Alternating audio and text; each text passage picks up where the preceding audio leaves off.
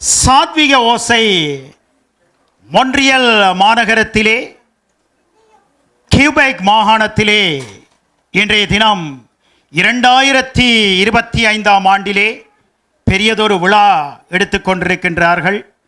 2வது ஆண்டிலே காலடி எடுத்து வைத்து மாபெரும் வெற்றி நடை போட்டுக்கொண்டிருக்கின்ற இன்றைய நிகழ்வுக்கு ஆசீர்வாதம் வழங்கியிருக்கின்றார். ஆசி செய்தி இடம்பெறப் போகின்றது. இந்த ஆசி செய்தியை இலங்கை வைத்திருக்கின்றார் பிரதம குரு கந்தவன சுப்பிரமணிய சுவாமி பத்திரகாளியம்மன் தேவஸ்தானத்திலே இருந்து வருகின்றதே ஆசி செய்தி.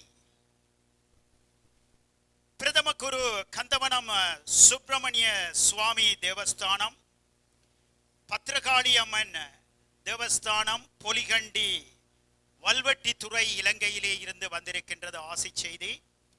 குமர குருமணி கிரியா கலாபமணி சிவபிரம்மஸ்ரீ சானா வைத்தியநாத குருக்கள் அவர்களின் ஆசி செய்தி.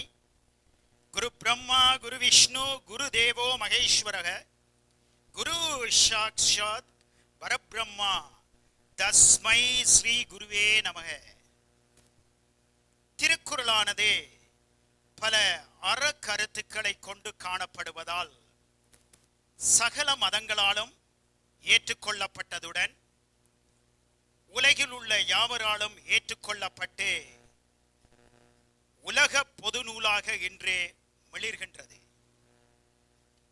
அதனாலேயே பல நாடுகளிலும் திருவள்ளுவ பெருந்தகையின் பெயரிலும் அவரது நூலின் பெயராலும் உலகின் பல பாகங்களிலும் நிறுவனங்கள் அமைக்கப்பட்டு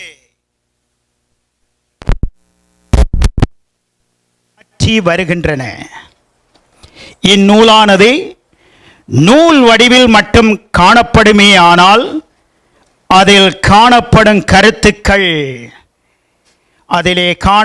கருத்துக்கள் பொதுமக்களை சென்றடைய மாட்டாது. எனவே இவ்வாறு விழா எடுப்பதன் மூலம் அதில் பொதிந்து காணப்படும் அறக்கருத்துக்களையும் யாவரையும் சென்றடையும் என்பதில் சந்தேகமில்லை.